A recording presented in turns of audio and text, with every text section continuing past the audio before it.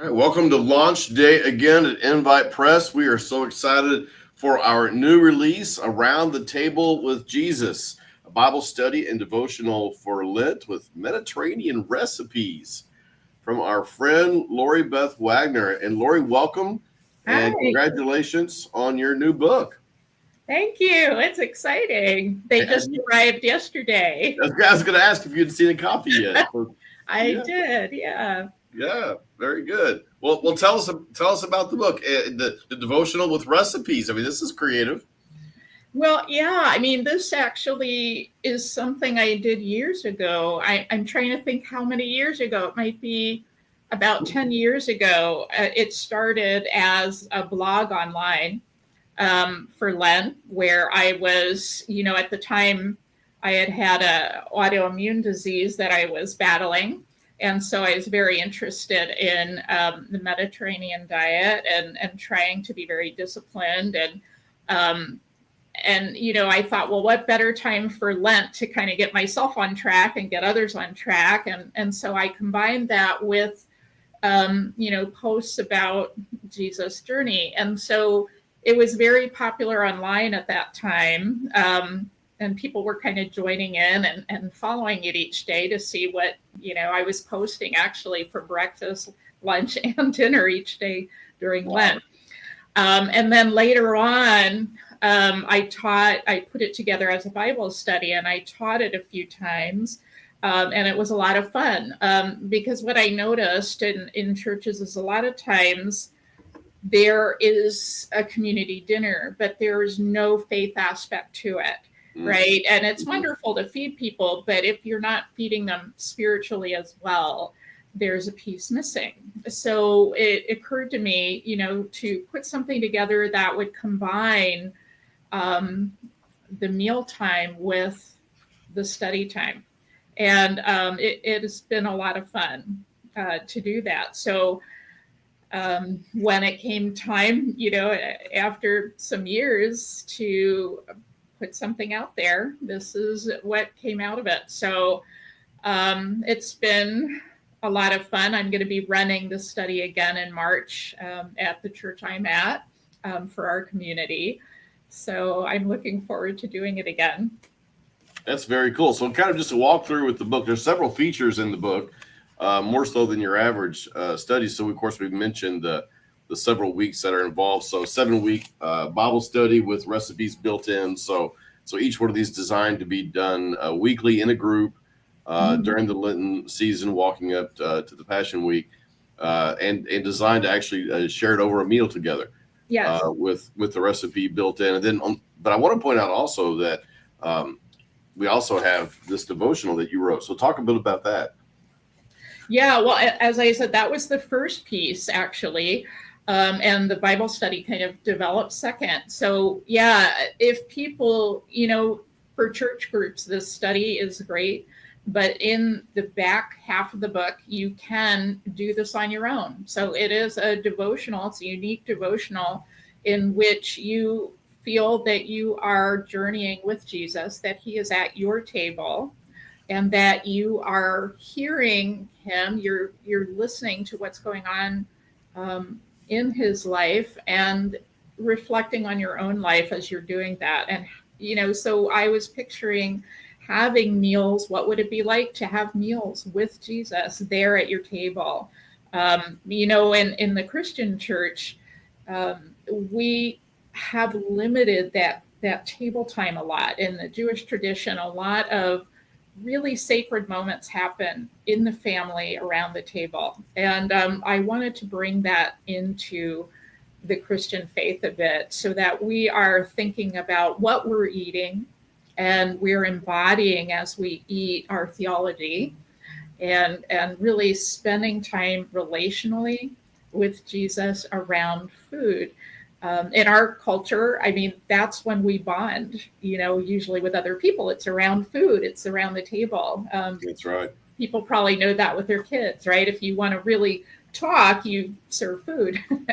Yeah. So it is, it is designed that you could do it for a couple meals a day, or you could do it for 3 meals a day.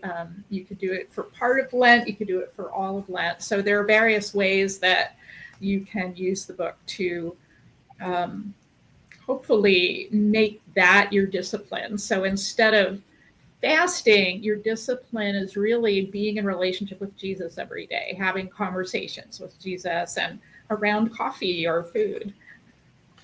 I'm really excited about this. I think from the last several months, I've been posting and talking a bit more and more about communities in relationship to publishing, and how I think the future of publishing is more into communities and less about platforming celebrities. So this kind of work is perfect for that shift. We're doing more and more work designed to be consumed or read together, in group settings. I'm really curious about when you did this once before, and you're about to do it again here at your new church. What do you anticipate is going to happen when you begin to do this study at your new church here coming up? Well, I just find people relax more. There's more laughter, but there's also a lot of, contemplation. And I think it can be really moving to imagine, to put yourself for a little while in that imaginary place, that you are at these various places where Jesus was, at Martha's house, right? Or in the upper room, or out, by the sea in Capernaum. Like, what's going on around you? What feelings are you having as you listen to what's going on? I always have wondered, what are those conversations around the table that Jesus is having with his disciples? And I know there had to be a lot of conversation about what's going on culturally, especially as he's being targeted. In these last months before the cross. And, what feelings does that evoke? What feelings are evoked when this very expensive oil is drenched all over him? I can almost hear the gasps, right? So I don't think it was just one person who was struggling to understand why you would waste all that money. Right. So just, I think it's good for us to struggle with those questions and allow not only the biblical characters to be very human, but then to humanize our understanding of what it's like to be in that place. I think too often we look at scripture very black and white, and we look at it like, well, this is how we should feel. Well, but how would you really feel if you were in that moment? And what does that mean to be able to work through those feelings and then come out maybe more deeply faithful? I love that word humanize, and the idea that, of course, you and I both share a passion for the stories of the Bible, the biblical narratives themselves, and the imagination and creativity that we can evoke as we read them.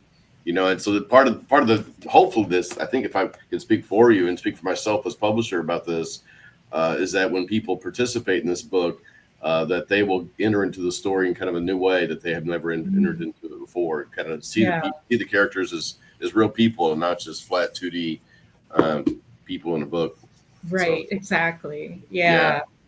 That's exciting. Let me mention the Amazon link is what we like to do on launch day. So if you're watching this and want to buy it, we encourage you to go to Amazon and make the purchase there. That's always helpful for our algorithms. The more people buy it on Amazon, then the higher it rises and the more organic and natural exposure it gets to other people. But if you're going to buy it in bulk, this is designed to be used in a study session. So ideally, everybody in the group will have a copy. And if you do that in the study, then the best way to do that for discounts is to go to inviteministries.org, because we have the 10, 20, or 30% discounts, even more if you buy large quantities. So I always like mentioning that on launch day, that there's actually two completely different destinations there, depending on what you want to do with the book.